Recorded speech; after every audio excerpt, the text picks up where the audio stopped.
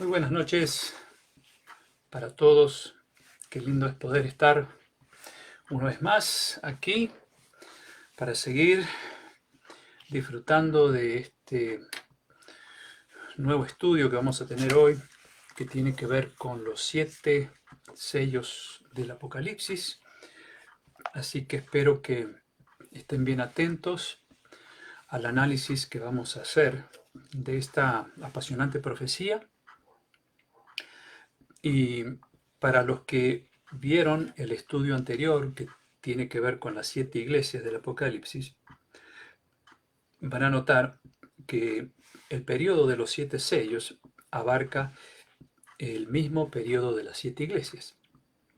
O sea que el mensaje de las 7 iglesias y el mensaje de los 7 sellos van por la misma ruta histórica, eh, solo que en el mensaje de las 7 iglesias se enfatiza mucho en, en esa mezcla de verdad con mentira que fue utilizando el diablo para confundir a la iglesia de Cristo.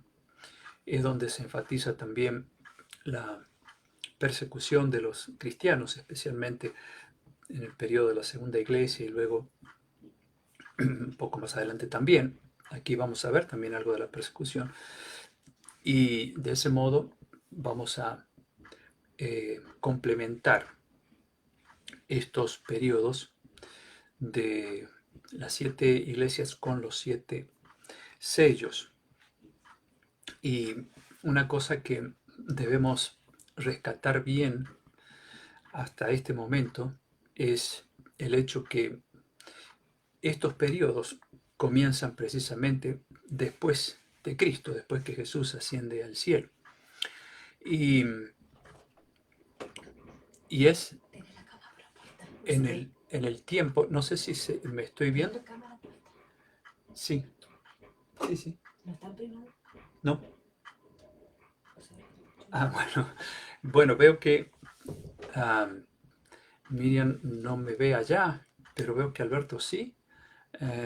Espero que no haya ningún problema con la cámara.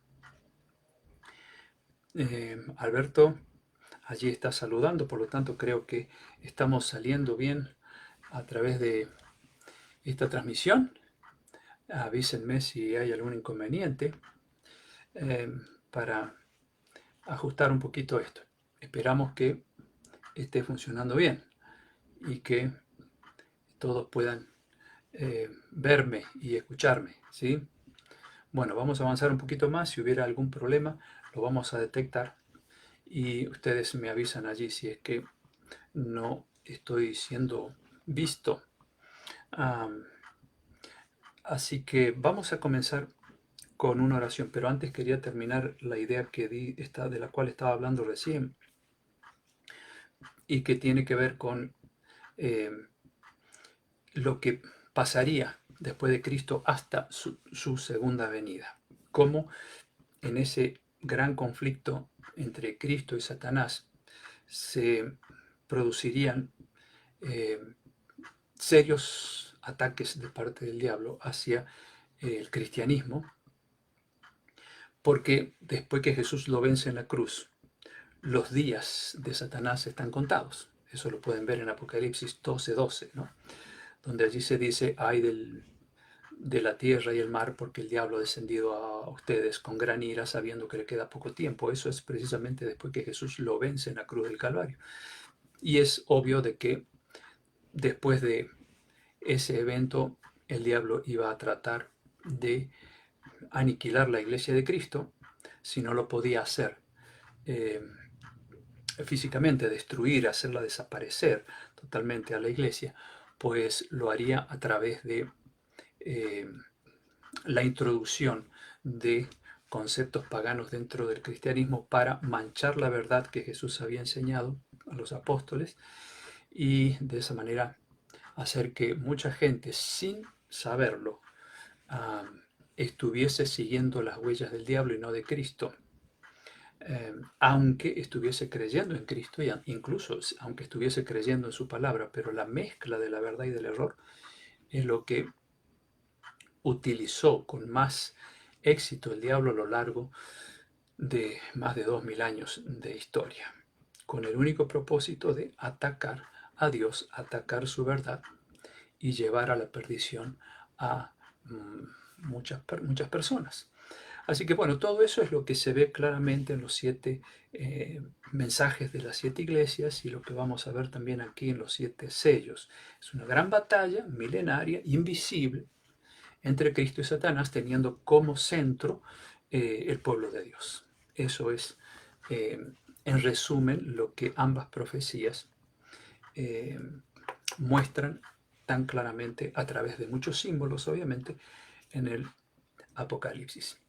Bueno, pareciera que sí está saliendo bien la transmisión porque estoy viendo aquí a varias personas que están entrando. Bueno, Alberto me dice, transmisión perfecta, me alegro. Bienvenido, Javier. Bueno, así que seguimos nomás y vamos a orar para que Dios nos acompañe. Querido Señor, te damos gracias porque podemos tener este privilegio en esta nueva ocasión de abrir este apasionante libro, el Apocalipsis, para seguir estudiando las profecías que allí están reveladas para nosotros. Pedimos que tu Espíritu nos siga alumbrando para que podamos entender cuál es tu mensaje, en este caso, en la profecía de los 7 sellos. Pedimos tu bendición por cada uno de los presentes y que juntos podamos entender este estudio. Lo pedimos en el nombre de Jesús y te lo agradecemos. Amén. Bueno, vamos entonces a empezar con los 7 sellos, que es el periodo, como dije al principio, paralelo, por así decir, al mensaje de las 7 iglesias que estudiamos vez pasada. Los 7 sellos se encuentran en el capítulo 6 del Apocalipsis. Capítulo 6, allí están. Entonces, vamos a leer desde el versículo 1 y entonces ustedes lo que van a hacer es tomar nota, aquellos que tienen el buen hábito de hacerlo, de estos periodos y sus respectivas fechas. Las fechas generalmente son aproximadas, a veces pueden ser exactas o pueden ser muy aproximadas, pero el periodo histórico, de acuerdo a lo que está escrito en la historia, pues nos revela claramente que cubrieron esos años que vamos a ir mostrando y que son los mismos años de las 7 iglesias. Vamos al versículo 1, capítulo 6, versículo 1. Cuando vi, esto es una visión, obviamente, San Juan está viendo lo que Dios le va revelando en visión. Vi cuando el Cordero, sea Cristo, abrió uno de los sellos y oí a uno de los 4 seres vivientes decir como con voz de trueno, ven y mira.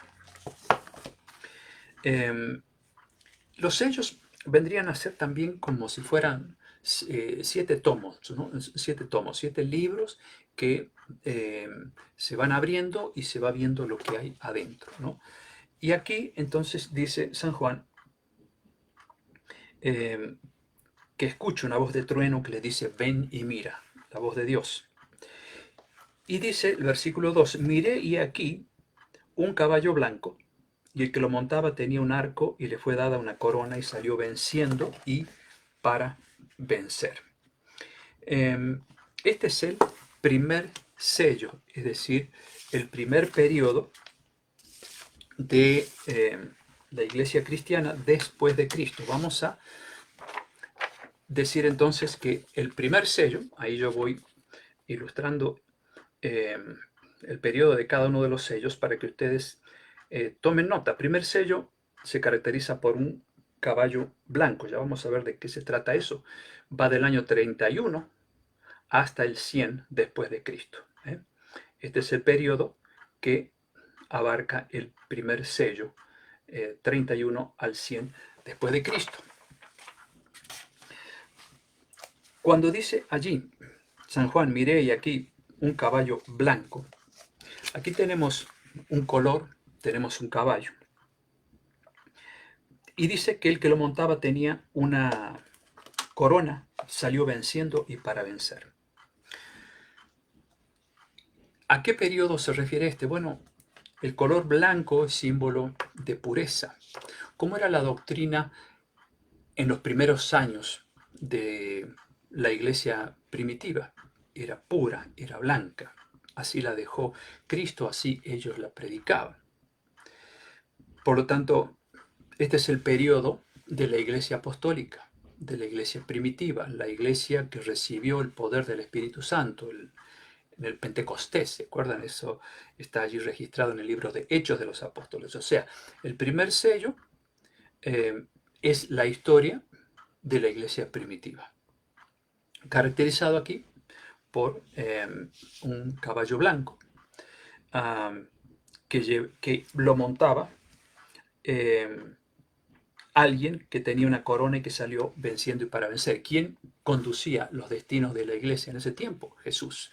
Por lo tanto, este que montaba ese caballo, simbólico obviamente, aquí estamos hablando de símbolos, no podría ser otro que el mismo Cristo dirigiendo a la iglesia y dándole el poder que necesitaba para pregonar el Evangelio y conquistar el corazón de miles y miles de paganos. Hubo grandes victorias en esa época, entre el año 31 al 100 después de Cristo, desde que Jesús deja su iglesia hasta la muerte del último de los discípulos de Jesús, Juan, que se calcula aproximadamente en el año 100, pudo haber sido un poquito antes, pero por eso se pone ese número, 31 al 100. La época, entonces dijimos, de la iglesia primitiva. Si ustedes leen Hechos de los Apóstoles, allí van a ver que hubo 3.000 conversos en el Pentecostés y 5.000 pocos días después. Así que era una iglesia sumamente victoriosa. Allí también se produjo la gran conversión de Saulo de Tarso, del cual hemos hablado bastante ya, que llegó a ser San Pablo, el hombre que escribió la mayor parte del Nuevo Testamento, las 14 cartas de San Pablo. Bueno, todo eso se da en el periodo del primer sello. Vamos a ir ahora al segundo sello. Versículo 3. De paso, si alguien quiere tomar nota de algunos detalles, si ustedes van al Salmo 45, versículo 1 al 5, hay una descripción similar del Cristo victorioso, que aparece aquí en forma simbólica en el versículo 2, como aquel que montaba el caballo blanco, ¿no? Salmo 45, 1 al 5. Bueno, vamos entonces al segundo sello. ¿Qué periodo abarca esta parte de la historia? Bueno, segundo sello, ahí lo vamos a poner, es caracterizado por un caballo, ya no blanco, sino rojo. Va del año 100 hasta el 313 después de Cristo. Ese es el periodo del caballo rojo. Vamos a leer lo que dice el versículo 3. Cuando abrió el segundo sello, oí al segundo ser viviente que decía, ven y mira. Y salió otro caballo bermejo o rojo, y al que lo montaba le fue dado poder de quitar de la tierra la paz y que se matasen unos a otros, y se le dio una gran espada. Aquí cambia un poco la cosa. Este caballo ya es color negro, de paso corresponde a la época de Esmirna. El primer caballo corresponde a la iglesia de Éfeso, el segundo a la iglesia de Esmirna, el mismo periodo. Y al mencionar aquí un caballo rojo, el rojo es símbolo de ¿qué? De sangre, derramamiento de sangre. ¿Se acuerdan cuando estudiamos la época de la iglesia de Esmirna, cuando Jesús le dice a su iglesia que iban a tener tribulación por 10 días, o sea, iban a tener serios problemas, persecución por 10 días proféticos, que son 10 años, y que la historia nos muestra que fueron aquellos terribles años que van desde el año 303 después de Cristo hasta el 313, cuando los emperadores Diocleciano y Galerio desataron una terrible persecución contra los cristianos en el circo romano, donde miles de cristianos morían comidos por los leones. Por eso aquí el segundo periodo, el segundo sello, se caracteriza por el color rojo. La verdad bíblica comienza a caer por tierra. Pero, digamos, los cristianos, sin embargo, daban su vida por esas verdades, que comenzaron a ser atacadas, no solamente ellos físicamente, sino también las verdades que ellos predicaban. Y ya lo vamos a ver más claramente en el tercer sello. De paso, entre el año, entre estos años, ¿no?, que mencionamos recién, del año 100 al 313, allí aparece Constantino en el año 313, perdón, firmando el edicto de Milán, el edicto de tolerancia a los cristianos, y frena la persecución. Pero lo que el diablo no pudo hacer a través de la persecución, es decir, aniquilar al pueblo de Dios, ahora comienza otro procedimiento, que sería la mezcla de la verdad con el error, que se ve más claramente en el tercer sello, y esto es con la introducción de el emperador Constantino el Grande. Entonces, este es el periodo entonces de persecución, por eso el caballo rojo. Y vamos a ir ahora al siguiente sello, el versículo 5. Estoy leyendo Apocalipsis capítulo 6. Versículo 5. Cuando abrió el tercer sello, dice San Juan, oí al tercer ser viviente que decía, ven y mira, y aquí un caballo negro. Fíjense cómo cambia el color ahora de estos caballos, ¿eh? No son caballos literales, sabemos que esto es una forma simbólica de mostrar el transcurso de la historia, cómo iba avanzando. De paso, son de los 7 sellos, hay 4 que son representados por caballos, los famosos 4 jinetes del Apocalipsis que habrán escuchado muchas veces, ¿no? Luego los otros no son caballos. Bueno, el cuarto caballo dice que era negro entonces, y el que lo montaba tenía una balanza en la mano. Este periodo del tercer sello, aquí lo vamos a mostrar, va desde el año 313 hasta el 538. Aquí en el año 313 es cuando el emperador Constantino firma el edicto de Milán y frena la persecución de los cristianos. Y en el año 538 es cuando aparece el emperador Justiniano, emperador pagano, y en ese año comienzan los famosos 1260 años de persecución. O sea, se recrudece la persecución de una forma alarmante a partir de ese año. Y lo interesante del caso es que en el año 538 el emperador Justiniano le concede poder político a la iglesia en ese tiempo, y eso hace que la persecución fuese más efectiva. Al tener la iglesia el poder político, pues podía condenar y mandar a matar a todo cristiano que se opusiera a las enseñanzas de la iglesia popular sin que eso fuese un delito. O sea, ustedes pueden ver de qué manera el diablo fue acomodando las cosas para poder lograr su maléfico propósito. Son estrategias, y en la historia se revela claramente de qué forma él fue procurando atacar a Cristo en la persona de sus fieles seguidores. Muy bien, entonces, en la época del tercer sello, entonces encontramos un caballo negro, negro antítesis del blanco. Así como la doctrina era pura en el tiempo de los apóstoles, ahora en este tiempo vemos que la doctrina ya queda manchada por causa de la introducción de doctrinas paganas dentro del cristianismo. El negro en la Biblia muchas veces representa tinieblas morales, pecado, apostasía, error. Eso es el símbolo del negro. Hay un texto interesante que se cumple precisamente en esta época y que se encuentra en la segunda carta de San Pedro, capítulo 2, versículo 1 al 3, Y ustedes van a ver por qué razón en ese sello se menciona un detalle como lo es la balanza, ¿no? Es decir, una especie de símbolo de comercialización y materialismo que penetraría en la iglesia. Pues San Pedro anticipó eso. Segunda carta de Pedro, capítulo 2, versículo 1 en adelante. Lo leo aquí.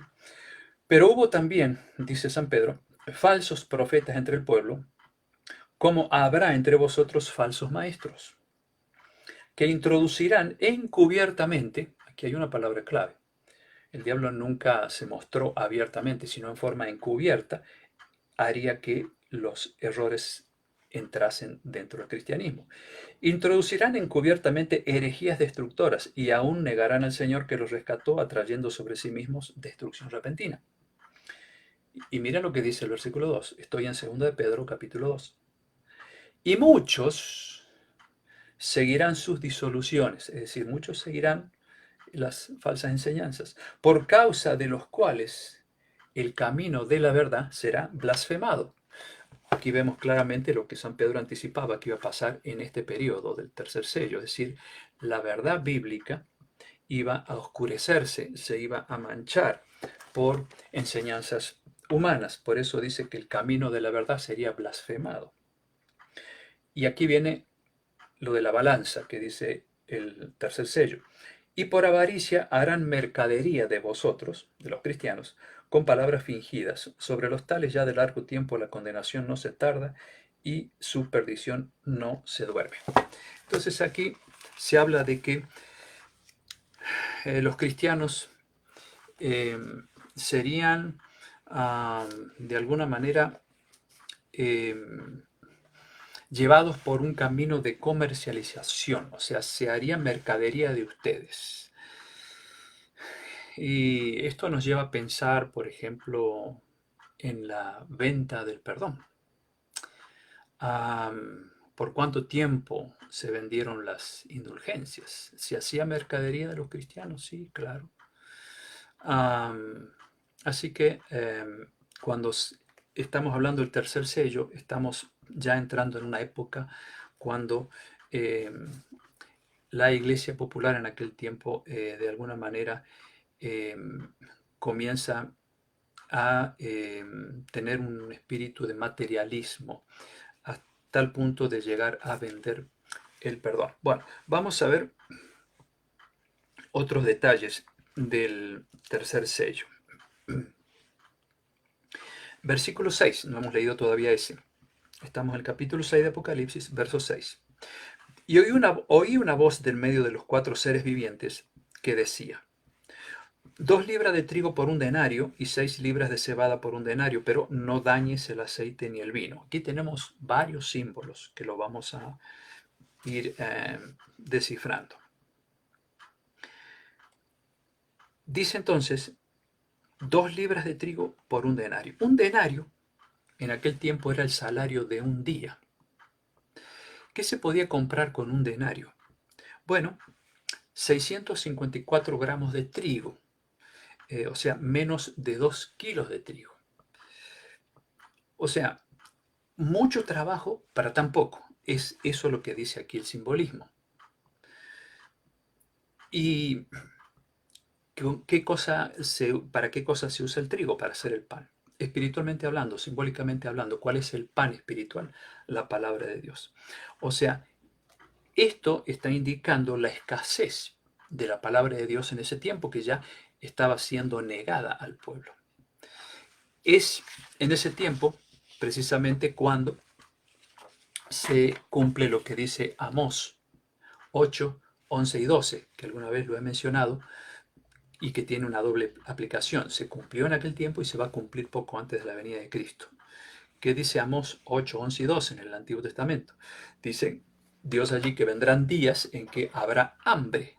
Dios va a enviar hambre a la tierra, no hambre de pan, sino hambre de la palabra de Dios, y la gente irá de un lado para otro buscando la palabra de Dios y no la podrá encontrar. Bueno, esa era la triste situación que se vivía en esta época del tercer sello. Es decir, cuando escaseaba la palabra de Dios porque se la prohibía. Y aquellas personas que se los encontraba teniendo acceso a la palabra de Dios, pues los perseguían y los mataban. Así que allí se cumplió esa primera parte de la profecía de Amós 8, 11 y 12. La gente buscaba la palabra de Dios, pero no la hallaría. Su segundo cumplimiento será poco antes de la venida de Cristo, en un contexto un tanto diferente. Así que aquí tenemos entonces la explicación que se le puede dar al versículo 6. Y dice, 6 libras de cebada por un denario. La cebada se la puede comparar con el error, es decir, se podía obtener más fácilmente la cebada, el error, que el trigo, porque en este caso dice 6 libras de cebada, cuando en realidad para obtener el trigo, o sea, la palabra de Dios, eran solo 2 libras, pero para la cebada 6 libras. Como diciendo, bueno, era más fácil caer en doctrinas humanas que en la doctrina pura de Cristo. Y cuando dice no dañes el aceite y el vino, bueno, el aceite es símbolo del Espíritu Santo. Eso lo pueden encontrar en Zacarías capítulo 4, versículos 2 al 6, ¿no? El aceite es símbolo del Espíritu Santo. ¿Y de qué es símbolo el vino? De la sangre de Cristo. Así que aquí está diciendo la profecía, no dañes, no atentes contra el Espíritu Santo, porque el Espíritu Santo fue enviado por Cristo para guiarnos a toda la verdad. Entonces no atentes contra Él. ¿Por qué? Porque a través de Él es que llegamos a conocer la verdad pura de la palabra de Dios. Y no atentes contra la sangre de Cristo, el poder de Cristo a través de su sangre derramada por nosotros. Bueno, esto es lo del tercer sello, que de paso, no lo mencioné, corresponde a la época de Tiatira. El primer sello es el mismo periodo de Esmirna, el segundo, perdón, Éfeso, el segundo Esmirna, y llegamos a Tiatira, que sería el equivalente,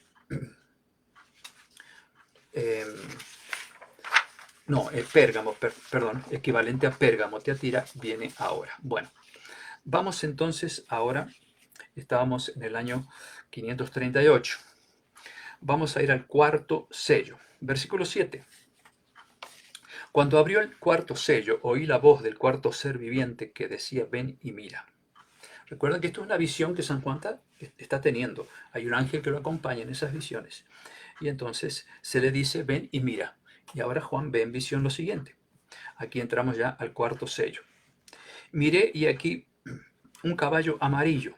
Y el que lo montaba tenía por nombre Muerte, y el Hades quiere decir sepulcro, le seguía, y le fue dada potestad sobre la cuarta parte de la tierra para matar con espada, con hambre, con mortandad y con las fieras de la tierra. Entonces, aquí sí podemos decir, entramos en la época de Tiatira, ¿no? Este cuarto sello, aquí lo voy a mostrar para los que tienen el buen hábito de tomar nota, el caballo amarillo, que va desde el año 538, cuando se dicta un nuevo decreto de persecución contra los cristianos fieles, y va hasta el año 1517, cuando se produce la Reforma Protestante, gracias a la intervención del sacerdote Martín Lutero. Bueno, entonces este es el periodo que abarca el cuarto sello. ¿Por qué color amarillo? Bueno, ¿cómo se ven las hojas cuando llega el otoño? Se ven amarillas. Eso significa que se están muriendo. ¿Qué se moría en el tiempo ese, que va desde el 538 al 1517? Se morían las verdades que los apóstoles habían predicado allá en el tiempo del primer sello, caracterizado por el color blanco. Ahora vemos un amarillento, un color pálido que está mostrándonos que las verdades apostólicas enseñadas siglos atrás estaban muriéndose. De allí es que Dios necesitaba levantar a alguien para resucitar esas doctrinas que se morían, y por eso aparece al fin de este cuarto sello aquel fiel sacerdote, fiel a la palabra de Dios, Martín Lutero. Y por otro lado, porque la profecía estaba ya avanzando en la historia y está dirigiéndose hacia el fin de los tiempos, cuando Jesús habría de venir. Y antes de la segunda venida de Cristo, las grandes verdades apostólicas todas tenían que ser recuperadas para que el mundo viera cuál es la verdad que Dios ha dejado para sus hijos fieles. Conocieran esa verdad y pudiesen desligarse de las trampas que Satanás había sembrado a lo largo de los siglos por medio de doctrinas paganas, doctrinas humanas, mezcladas con verdades bíblicas, porque esa es la forma en que el diablo siempre obró. De paso, esta época del cuarto caballo es la terrible época de la espantosa Santa Inquisición. Recuerden que la Santa Inquisición fue fundada en el año 1233 por el Papa Gregorio IX y duró hasta cerca de 1840. Siglos de cruel persecución contra aquellos que se oponían a las enseñanzas de la Iglesia Popular. Bueno, este periodo de cuarto sello precisamente abarca este tiempo que fue muy triste. Se calcula que hubo más o menos unos 90 millones de mártires en esos siglos en que funcionaron los tribunales de la Santa Inquisición, que estaba predicha por Jesús en Mateo capítulo 3, San Juan capítulo 16.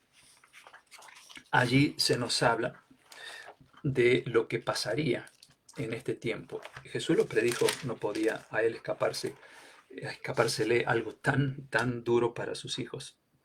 Dice, los expulsarán de las iglesias y aún viene la hora cuando cualquiera que los mate pensará que rinde servicio a Dios. Y harán esto, dice Jesús, porque no conocen al Padre ni a mí. Les he dicho estas cosas para que cuando llegue la hora se acuerden de lo que yo les había dicho. Entonces, llegará momento que cualquiera que los mate pensará que rinde servicio a Dios. Y eso es lo que se pensaba que se hacía en estos terribles tribunales.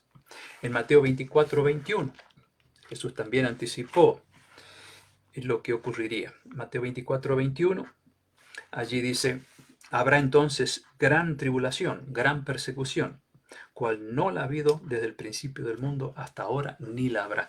Obviamente porque esa persecución que abarcó tantos siglos es algo que no se va a volver a repetir de esa manera, tal como Jesús lo dijo, pero tristemente millones murieron en el nombre de Dios, ¿no? Así se llevaba a juicio a muchos cristianos que simplemente por ser fieles a la palabra de Dios eran ejecutados por otros cristianos. En Daniel 7, versículo 25 también habla allí de un poder terrenal que haría tres cosas, y una de esas tres cosas sería perseguir a los santos del Altísimo, es decir, a los cristianos fieles. Ahora, volviendo a Apocalipsis, capítulo 6, antes de ir al quinto sello, dice, al final del versículo 8, le fue dada potestad sobre la cuarta parte de la tierra, es decir, tenía un poder político-religioso muy abarcante, para matar con espada, con hambre, con mortandad y con las fieras de la tierra. ¿Y quiénes son las fieras de la tierra? No podrían ser los leones, porque los leones fueron utilizados allá en el tiempo del primer periodo de la iglesia cristiana. O el segundo, digamos, que corresponde a la iglesia de Esmirna cuando aparece el caballo rojo, el segundo periodo. Ya el circo romano no funcionaba de esta manera para aniquilar cristianos, ahora se los torturaba de otra manera. ¿Quiénes son esas fieras de la tierra? Obviamente son simbólicas. Bueno, más adelante vamos a estudiar esto y van a descubrir que las fieras de la tierra son tres poderes que el diablo tiene para atacar al pueblo de Dios, para tratar de aniquilar al cristianismo, aniquilar las verdades bíblicas. ¿Quiénes son esos tres poderes? Lo encuentran en Apocalipsis capítulo 16. El dragón, la bestia y el falso profeta. Allí vemos entre esos tres poderes dos fieras, el dragón, el diablo, la bestia, ese es otro poder, y el falso profeta. Así que las fieras de la tierra hace referencia a la falsa trinidad del diablo. Así como Dios está formado por Dios Padre, Dios Hijo, Dios el Espíritu Santo, entonces el diablo copia esa triunidad, por así decir, de esa manera. Dragón, bestia y falso profeta. Por eso es importante conocer el Apocalipsis, porque ahí encontramos la forma en que el diablo trata de copiar todo lo que Dios hace con la idea de atacar, destruir, aniquilar al pueblo de Dios. Muy bien, vamos entonces ahora al quinto sello. Quinto sello, ya no hay aquí caballos. Vamos a leer, luego les muestro el periodo que abarca. Versículo 9. Cuando abrió el quinto sello, vi bajo el altar las almas de los que habían sido muertos por causa de la palabra de Dios y por el testimonio que tenían. Y clamaban estos mártires a gran voz, diciendo: ¿hasta cuándo, Señor santo y verdadero, nos juzgas y vengas nuestra sangre en los que moran en la tierra? Aquí ya vemos un cúmulo muy grande de mártires clamando por venganza. Este quinto sello, aquí tenemos los datos, es la época de los mártires, es decir, la época de un clamor de los mártires, que va desde el año 1517, el tiempo de la Reforma Protestante por Martín Lutero, hasta 1755, luego vamos a ver qué pasó allí. Este es el tiempo entonces del quinto sello, el tiempo del clamor simbólico de los mártires. Vamos a explicar un poquito esto para que ustedes no se confundan. Aquí dice que San Juan ve bajo el altar las almas de los que habían sido decapitados, habían sido muertos. ¿Por qué razón? Por causa, dice, por causa de la palabra de Dios. Paso el quinto sello corresponde a la época de Sardis, ¿no? El mismo periodo. Muertos por causa de la palabra de Dios. No dice acá muertos por dogmas humanos o por tradiciones de hombres, sino muertos por causa de ser fieles al escrito está, a la palabra de Dios. Y por el testimonio que tenían. Y clamaban a gran voz, diciendo: ¿hasta cuándo, Señor santo y verdadero, nos juzgas y vengas nuestra sangre? ¿Por qué allí dice: vi bajo el altar las almas de los que habían sido muertos? Algunos dicen: bueno, aquí hay personas vivas. Están en el cielo clamando por venganza. Ustedes saben que esto es un simbolismo, no podría ser algo literal. En realidad, luego dice en el versículo 11 que a estos mártires se le dieron vestiduras blancas, que representa la vida justa de Cristo, el perdón de Cristo, ¿no? Cubriéndolos a ellos. Y se les dijo que descansasen todavía un poco de tiempo hasta que se completara el número de sus consiervos y sus hermanos, que también habían de ser muertos como ellos. Así que aquí vemos una contradicción, porque dicen, por un lado claman, pero por otro lado les dicen: no, descansen todavía. Si realmente estuviesen vivos, pues estarían activos, no estarían descansando. Y la Biblia, cada vez que habla del descanso de la muerte, habla precisamente de ese estado de inconsciencia cuando la persona está durmiendo hasta el día en que Jesús venga. El simbolismo del altar aquí viene de lo que era el altar, la función del altar en el Antiguo Testamento, en el santuario terrenal que Dios había construido por orden de Dios, que Moisés había construido por orden divina. Y entonces estaba allí, entre varios muebles, el altar del incienso. Y en ese altar, cuando el sacerdote sacrificaba el cordero, porque era la forma de obtener el perdón, ¿no?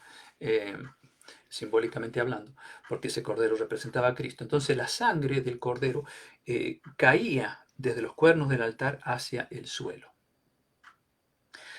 Estos mártires son de alguna manera corderos, es decir, mueren por causa de Cristo, son inocentes, y esa sangre simbólica cae en ese altar.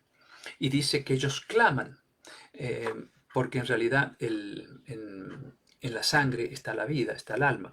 Esto nos recuerda a lo que dice en Génesis, allí en los primeros capítulos, cuando se habla de que cuando Caín mató a Abel, Dios le dijo a Caín: la sangre de tu hermano clama a mí desde la tierra. Ahora, ¿era Abel que estaba clamando?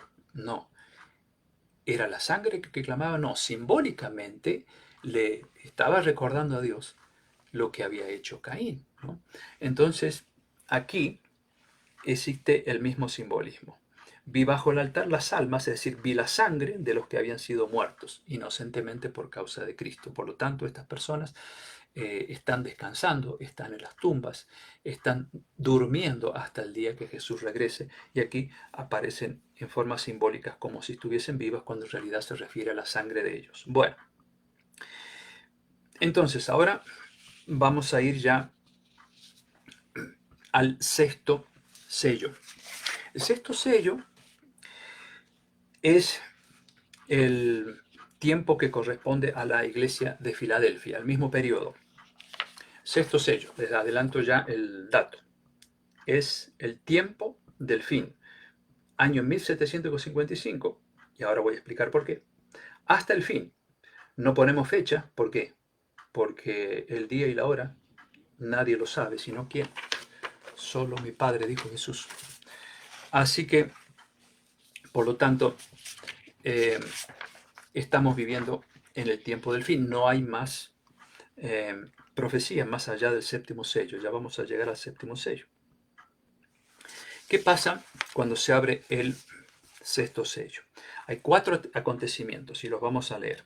Miré cuando abrió el sexto sello, estoy en el capítulo 6, verso 12, y aquí hubo un gran terremoto, y el sol se puso negro como tela de silicio, y la luna se volvió toda como sangre. Y las estrellas del cielo cayeron sobre la tierra como la higuera deja caer sus higos cuando es sacudida por un fuerte viento. Y el cielo se desvaneció como un pergamino que se enrolla, y todo monte y toda isla se removió de su lugar, algo que todavía no ocurrió. Y el 15 dice, y los reyes de la tierra, los grandes, los ricos, los capitanes, los poderosos, todo siervo y todo libre, se escondieron en las cuevas, entre las peñas de los montes, y decían a los montes y a las peñas, caed sobre nosotros y escondernos del rostro de aquel que está sentado sobre el trono y de la ira del Cordero. ¿Por qué? Porque el gran día de su ira ha llegado, la segunda venida de Cristo, y ¿quién podrá sostenerse en pie? Bueno, vamos a ir analizando un poquito estos versículos, entonces, correspondientes al sexto sello, es decir, al tiempo del fin, tiempo que estamos viviendo ahora nosotros. Podríamos decir, con bastante buena base bíblica, de que ya no vivimos en el tiempo del fin, sino en el fin del tiempo. Estamos muy cerca de la segunda venida de Cristo. Ahora, dice que hubo un gran terremoto. Bueno, el 1 de noviembre de 1755, precisamente en esa época en que se abre el sexto sello, ocurre un gran terremoto, el famoso terremoto de Lisboa del 1 de noviembre de 1755. El sol se pone negro como tela de silicio. El oscurecimiento del sol, 19 de mayo de 1780. Y la luna como sangre. Esa misma noche fue vista la luna como sangre. Se oscureció también la luna. Y estos datos ustedes los pueden averiguar en Google. Eso está en la historia. Y luego, en el año 1833, el 13 de noviembre, ocurre lo que dice luego en el versículo 13. Las estrellas del cielo cayeron sobre la tierra. Es decir, una lluvia de estrellas o de uranolitos que fue espectacular. Tal es así que la gente podía leer un periódico a la luz de esa lluvia de meteoritos. Eso fue en el año 1833, el 13 de noviembre. Y estos fenómenos, excepto el terremoto de Lisboa, el oscurecimiento del sol y de la luna y la caída de las estrellas fueron vistos aquí en el este de Estados Unidos. ¿Por qué aquí y no en otro país? Porque en este país es donde había libertad religiosa. Aquí es donde se podía estudiar la Biblia libremente. Aquí es donde Dios empezó a dar luz a la gente para descubrir las grandes profecías de Daniel y de Apocalipsis. Entonces Dios tenía que mostrar estos fenómenos a personas que estaban estudiando estas profecías para que se dieran cuenta que se estaban cumpliendo estos periodos proféticos y que debían anunciar el pronto retorno de Cristo a todo el mundo. ¿Queda claro? Si estos fenómenos eh, hubieran ocurrido en otros lugares, pues nadie se hubiera dado cuenta del cumplimiento de la profecía porque no se estaba estudiando la Biblia, como ocurrió en este país de libertad de culto. Muy bien. Jesús en Mateo 24:30 había hecho también alusión a este fenómeno. No es la primera vez que aparece en la Biblia. De paso, en el Antiguo Testamento también Joel habla de estos fenómenos naturales. Allí en Mateo 24, versículo 30, Jesús dijo lo siguiente. El capítulo 24 es el capítulo de las señales del regreso de Cristo. En el versículo 30 dice, entonces perdón, no, esto es un poquito antes, versículo 29. E inmediatamente después de la tribulación de aquellos días, después de la persecución de aquellos días, de lo cual ya hemos hablado bastante, el sol se oscurecerá, la luna no dará su resplandor y las estrellas caerán del cielo. Exactamente lo que San Juan escribe luego en el Apocalipsis, Jesús ya lo había dicho allí en capítulo 24, verso 29 de San Mateo, como señales del fin y de la apertura del sexto sello. Bueno, ya estamos llegando al fin de este estudio. Entonces estamos en el versículo 14 ahora, cuando ocurre lo que todavía no ha ocurrido. Es decir, desde el versículo 13 para atrás, todo se cumplió al pie de la letra. Todo está escrito en la historia, todo está claramente comprobado con los símbolos de esta profecía de los 7 sellos. Pero el versículo 14 en adelante no se ha cumplido. Y nosotros vivimos entre el versículo 13, donde se habla de los fenómenos astronómicos que ya hemos visto, y el versículo 14. ¿Qué pasa en el 14? Bueno, San Juan ve que el cielo se desvanece como un pergamino que se enrolla. Y todo monte, toda isla se removió de su lugar. O sea, aquí se habla de que esta bóveda celeste que nos cubre va a ser enrollada. El profeta Isaías también habla de lo mismo. Se va a retirar la bóveda celeste. ¿Para qué? Para que en pleno día, pues, todo el mundo pueda ver la gloria de Cristo en la oscuridad del firmamento. Entonces no va a haber bóveda celeste y a lo largo de ciertos días, que ya lo vamos a ver luego, el Señor Jesús va a estar regresando mientras la tierra vaya girando de oeste a este.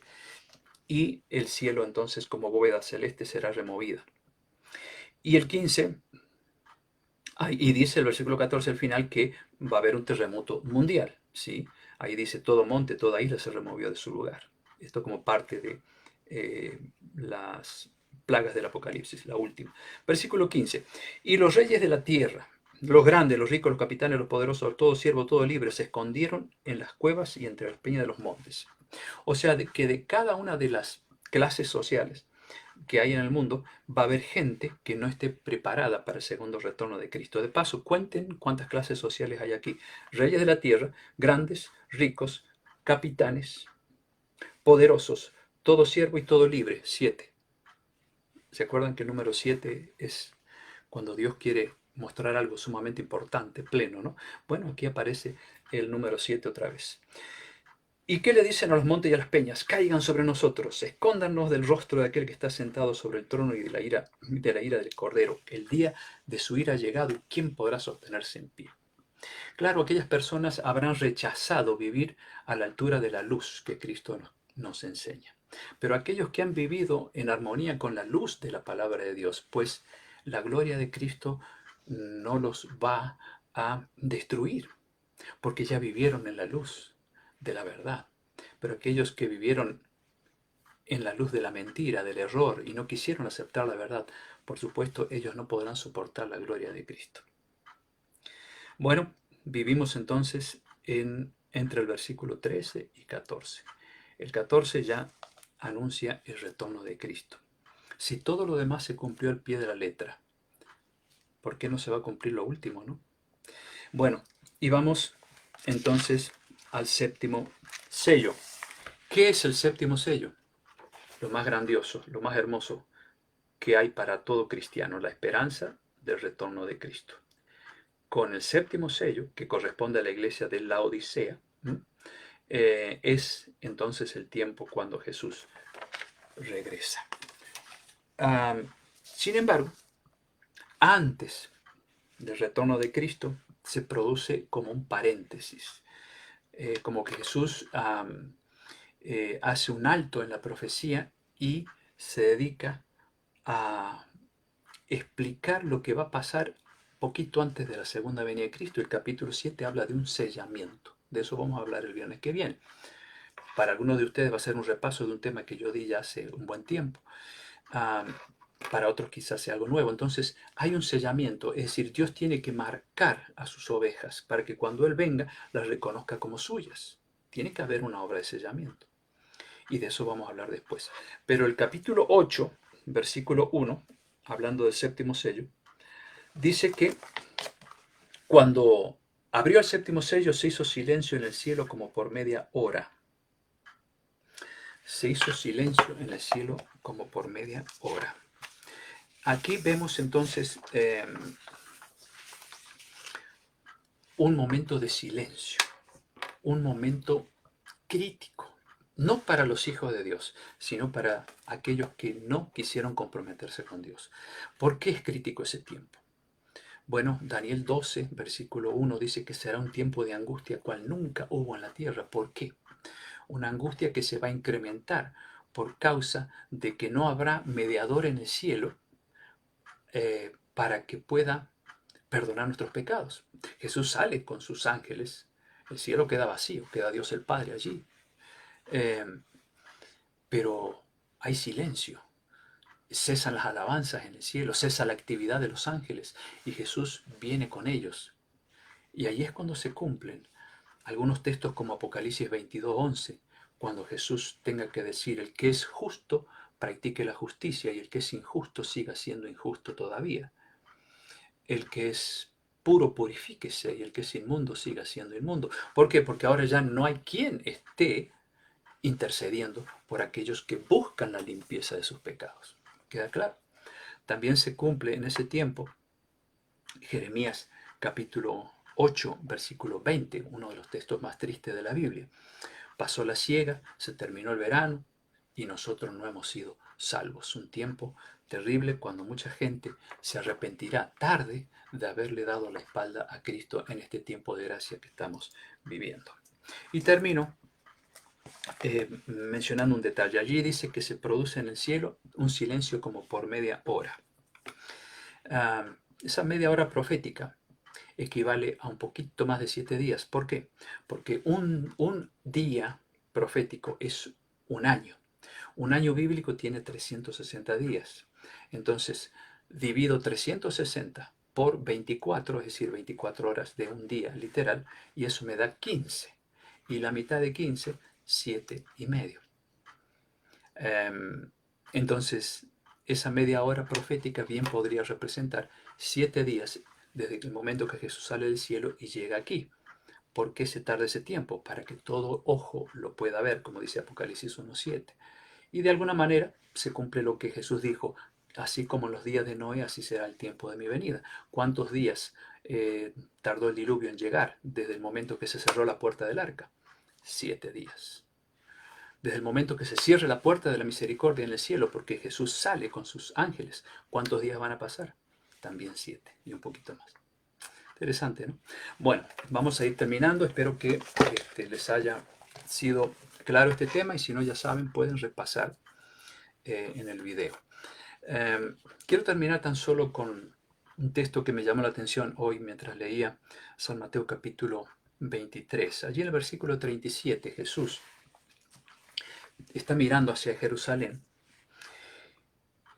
y con tristeza en su alma mira y dice, Jerusalén, Jerusalén, cuántas veces quise reunirte como la gallina reúne a sus pollitos y tú no quisiste.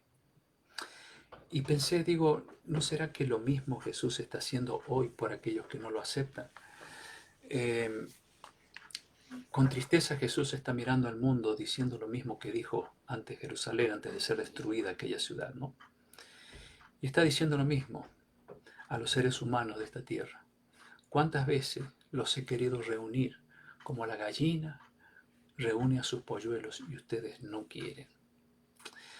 Ojalá que esa no sea nuestra situación, queridos hermanos y amigos, sino que aceptemos que Jesús nos abrace con sus alas protectoras y nos cubra de los engaños de Satanás, nos cubra del pecado, nos cubra de todo, para que podamos llegar victoriosos a ese día cuando Él venga a buscarnos.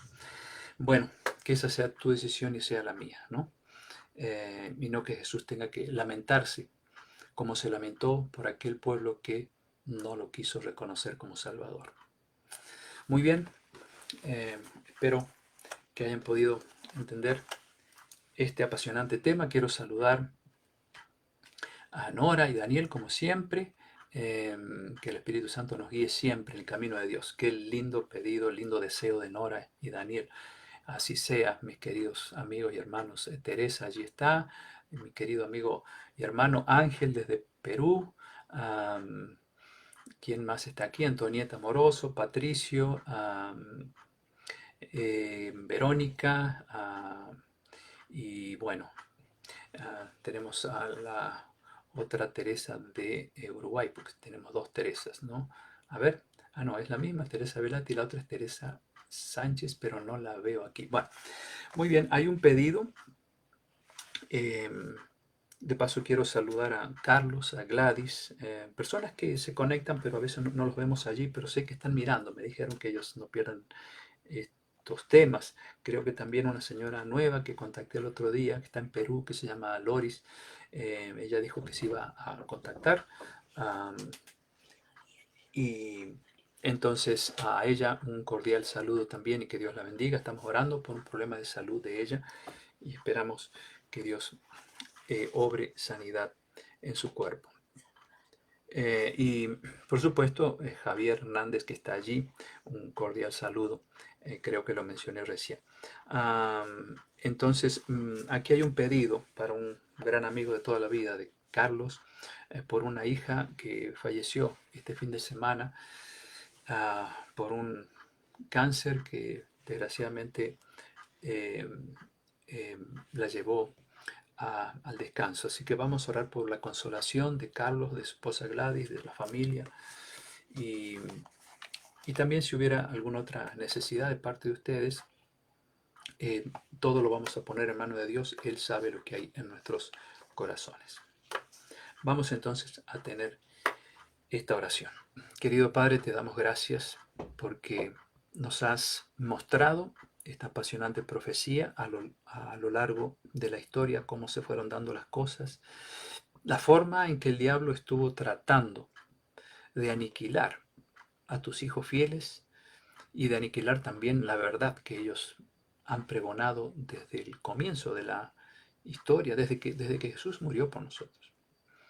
Esa verdad blanca, pura, que luego fue tiñéndose de negro, de amarillo al morirse muchas doctrinas por causa de la invasión de enseñanzas humanas dentro del cristianismo. Y también ese rojo que representa el derramamiento de sangre, todas artimañas del diablo para aniquilar al pueblo de Dios. Pero siempre hubo un grupo remanente, siempre hubo una minoría que estuvo dispuesta incluso a dar su vida por estas grandes verdades bíblicas por las cuales fueron perseguidos. Te damos gracias porque tú tienes un remanente triunfante. Rogamos, Señor, tu bendición por cada uno de los que están presentes aquí. Y en forma especial pido por la salud de Loris, esta señora con la que me he contactado esta semana, que tu poder sanador esté en su vida. También ruego por Carlos y Gladys, por esta tristeza profunda que ellos están experimentando por la pérdida de su hija.